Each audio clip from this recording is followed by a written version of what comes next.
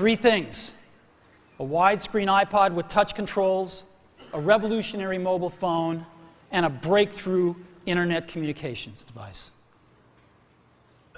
An iPod, a phone, and an internet communicator. An iPod, a phone. Are you getting it?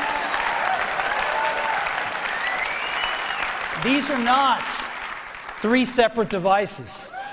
This is one device. And we are calling it iPhone. Today, Apple is going to reinvent the phone. And here it is.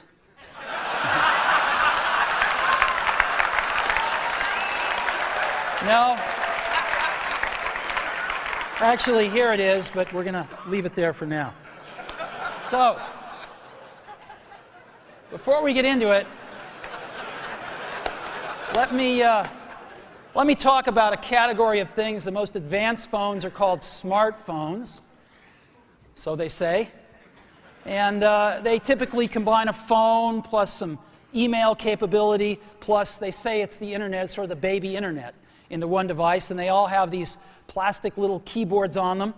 The problem is that they're not so smart and they're not so easy to use. So if you kind of make a Business School 101 graph of the smart axis and the easy to use axis, phones, regular cell phones, are kind of right there. They're not so smart and they're not so easy to use. But smartphones are definitely a little smarter, but they actually are harder to use. They're really complicated. Just for the basic stuff, people have a hard time figuring out how to use them. Well, we don't want to do either one of these things. What we want to do is make a leapfrog product that is way smarter than any mobile device has ever been and super easy to use. This is what iPhone is. Okay? So, we're going to reinvent the phone. Now, we're going to start with a revolutionary user interface. It is the result of years of research and development. And, of course, it's an interplay of hardware and software. Now, why do we need a revolutionary user interface? I mean, here's 4 smartphones, right? Motorola Q, the BlackBerry, Palm Treo, Nokia E62, the usual suspects. And what's wrong with their user interfaces? Well, the problem with them is really sort of in the bottom 40 there. It's this stuff right here. They all have these keyboards that are there whether you need them or not to be there.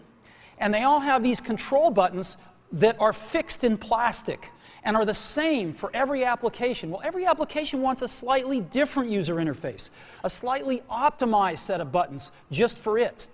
And what happens if you think of a great idea 6 months from now? You can't run around and add a button to these things. They're already shipped. So what do? It doesn't work because the buttons and the controls can't change. They can't change for each application, and they can't change down the road if you think of another great idea you want to add to this product. Well, how do you solve this? It turns out we have solved it. We solved it in computers 20 years ago.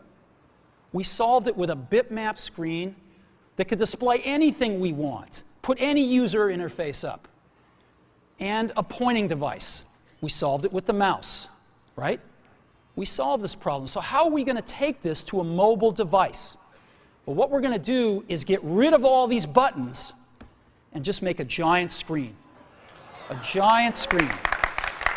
Now, how are we going to communicate this? We don't want to carry around a mouse, right? So what are we going to do? Oh, a stylus, right?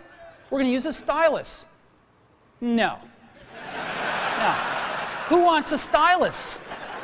You have to get them and put them away and you lose them. Yuck. Nobody wants a stylus. So let's not use a stylus.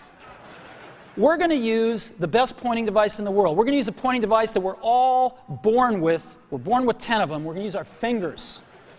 We're going to touch this with our fingers. And we have invented a new technology called multi-touch, which is phenomenal. It works like magic. You don't need a stylus. It's far more accurate than any touch display that's ever been shipped. It ignores unintended touches. It's super smart.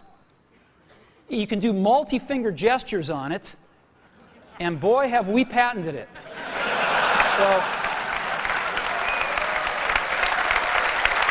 So, we've been very lucky to have brought a few revolutionary user interfaces to the market in our time. First was the mouse.